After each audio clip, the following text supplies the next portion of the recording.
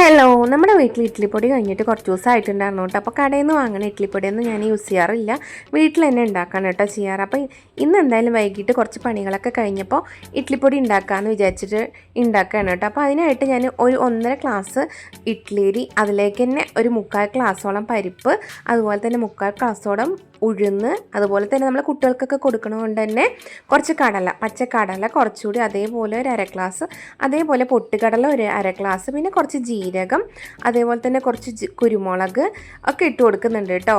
ഒരു ഗ്ലാസ് അരിക്കാണെങ്കിൽ ഇതൊക്കെ ഒരു 3/4 ഗ്ലാസ് അങ്ങനെ അളവിലെടുത്താൽ മതി. പിന്നെ ഒരു 10-20ഓളം വറ്റൽമുളക് ഇട്ട് കൊടുക്കുന്നുണ്ട്. ഇനി കുറച്ചധികം കരിവേപ്പിൻ്റെ ഇല ഇട്ട് കൊടുക്കുന്നുണ്ട് കേട്ടോ. ഇതെല്ലാം ഇട്ട് കൊടുത്തതിന് ശേഷം കുറച്ച് കല്ലുപ്പും കൂടി ഇട്ടിട്ട് ഇതെല്ലാം കൂടി നമുക്ക് നന്നായിട്ടൊന്ന് റോസ്റ്റ് ചെയ്തെടുക്കാം കേട്ടോ. നമുക്ക് അരിയും അതുപോലെ തന്നെ കരിവേപ്പിൻ്റെ ഇലയും വറ്റൽമുളകും എല്ലാം ഒന്ന് ക്രിസ്പി ആയിട്ട് വരട്ടെ. നമുക്ക് നമ്മൾ ഇട്ട് കൊടുത്തിട്ടുള്ള കരിവേപ്പിൻ്റെ ഇല അപ്പോൾ പച്ചയായിട്ടല്ല ഇട്ട് കൊടുത്തിരിക്കുന്നത്. നമുക്ക് ഇതിൻ്റെ പാകം അറിയണമെങ്കിൽ നമുക്ക് കരിവേപ്പിൻ്റെ ഇല നന്നായിട്ട് മുരിഞ്ഞിതാവും. അതുപോലെ തന്നെ നമ്മുടെ അരി നന്നായിട്ട് വറുത്തെടുക്കണം. ആ സമയത്ത് നമുക്ക് തീ ഓഫ് ചെയ്യാം കേട്ടോ. അതുപോലെ തന്നെ ഹൈ ഫ്ലെയിമിൽ തന്നെ വെച്ചിട്ട് ചെയ്താലും കുഴപ്പമില്ല, പക്ഷെ നമ്മൾ നന്നായിട്ട് ഇളക്കി കൊടുക്കണം കേട്ടോ. അപ്പോൾ നമ്മൾ നന്നായിട്ട് ഇളക്കി കൊടുക്കുമ്പോൾ എല്ലാതും ഒരേപോലെ നന്നായിട്ട് റോസ്റ്റ് ചെയ്ത് കിട്ടും.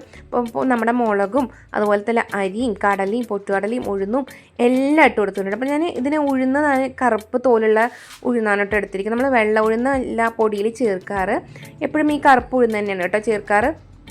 ഇതിൻ്റെ കൂടെ തന്നെ നമുക്ക് വേണമെങ്കിൽ കടലപ്പരിപ്പ് അങ്ങനത്തെ ഒക്കെ വേണമെങ്കിൽ ചേർത്ത് കൊടുക്കുക. അപ്പോൾ ഞാൻ കടലപ്പരിപ്പൊന്നും ഇന്ന് ആഡ് ചെയ്തിട്ടില്ല, നിലക്കടലയാണ് കേട്ടോ എടുത്തിരിക്കുക. അപ്പോൾ അതുപോലെ ഇതെല്ലാതും ഒന്ന് നന്നായിട്ട് റോസ്റ്റ് ചെയ്ത് വരുന്ന സമയത്ത് നമുക്ക് കുറച്ച് പെരിങ്കായപ്പൊടിയും കൂടി ഇട്ട് കൊടുക്കാം കേട്ടോ. നമ്മൾ പെരിങ്കായം കട്ട പെരിങ്കായം ഇടണതെന്ന് വെച്ചാൽ നമ്മൾ ഫസ്റ്റ് തന്നെ ഇട്ട് കൊടുക്കാം.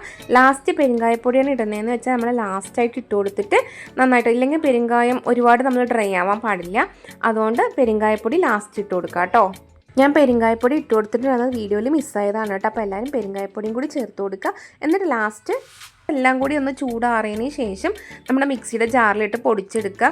ഒന്ന് നന്നായിട്ട് നൈസ് ആവാതെ ഒരു ചെറുതായിട്ടൊരു തരിതരിപ്പുള്ള ആ സ്റ്റേജിൽ പൊടിച്ചെടുക്കുക കേട്ടോ. എന്നിട്ട് നമുക്കതൊരു ഗ്ലാസ് ബൗളിൽ ആക്കിയിട്ട് സൂക്ഷിക്കുകയാണെങ്കിൽ നമുക്ക് 1-2 മാസം, 2 മാസം ഒന്നും പോരാ, അതിനേക്കാൾ കൂടുതൽ നന്നായിട്ട് കേടുകൂടാതെ തന്നെ ഇരിക്കും. അപ്പോൾ എല്ലാവരും ഒന്ന് ട്രൈ ചെയ്ത് നോക്കുക.